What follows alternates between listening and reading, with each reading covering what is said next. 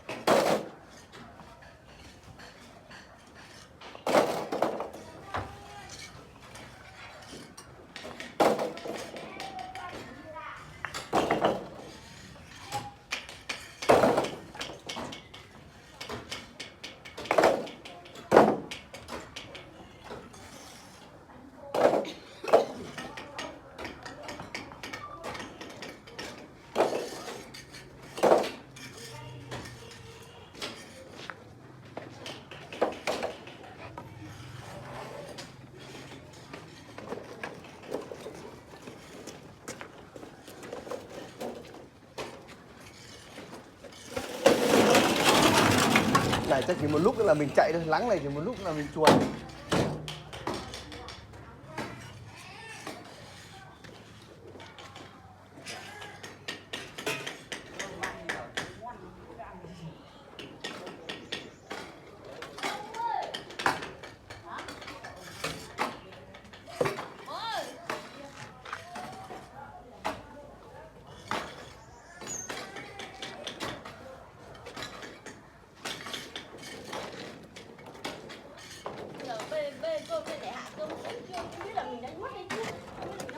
Mồm nó tưởng ăn rơm. Ok, đi đi.